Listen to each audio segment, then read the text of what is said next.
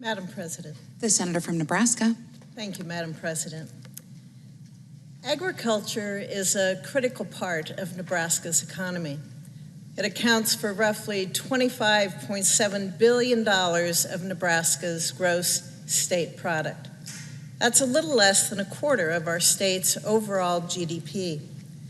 Nearly 1 in 4 jobs in the state are tied to agriculture.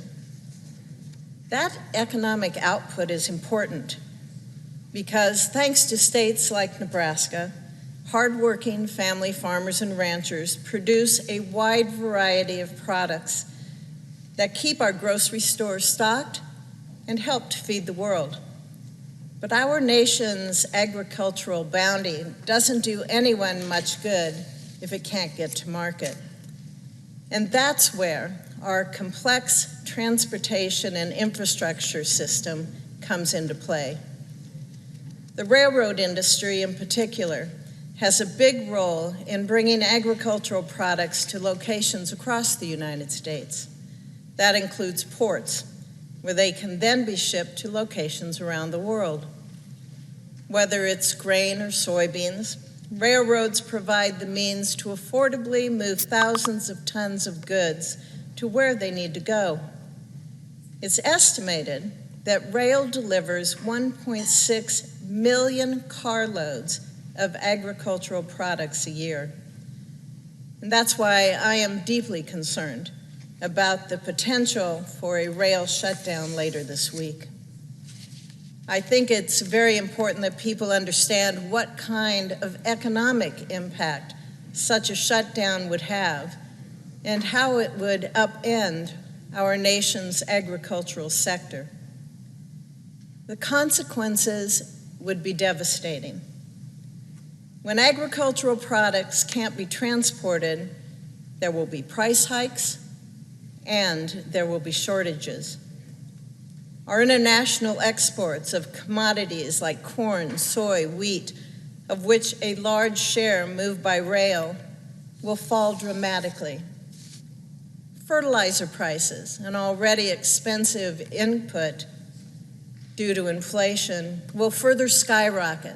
The mere prospect of a shutdown on Friday means fertilizer and other hazardous materials have already started to be removed from the rail networks on September 12th. Biofuel plants could be forced to scale down operations or completely shut down. I would also point out that we have harvest coming up in Nebraska.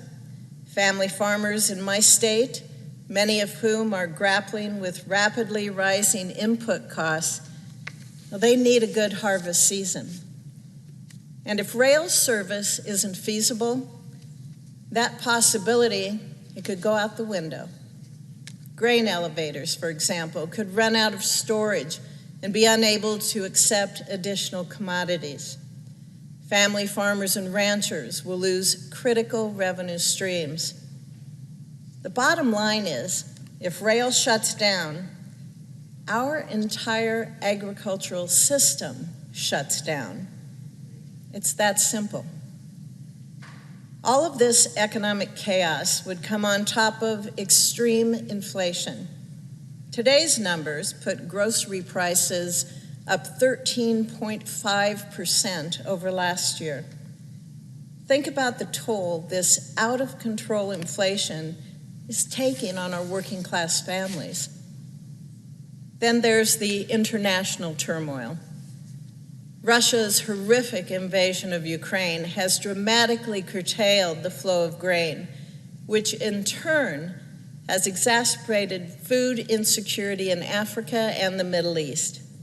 And the war has also further strained the fertilizer supply chain. All of this is to say that the stakes of these rail negotiations couldn't be higher. 9 of the 12 labor unions in the rail sector have been able to utilize the President Emergency Board recommendations to come to an agreement.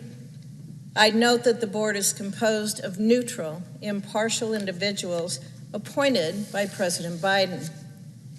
Their recommendations are widely seen as benefiting all parties. It's critical that the remaining labor unions and the rail industry use those recommendations to reach an agreement as soon as possible. Our entire agricultural system is at stake here. The economic welfare of the American people is at stake here. And the global food security is also at stake here. Thank you, Madam President. I yield the floor.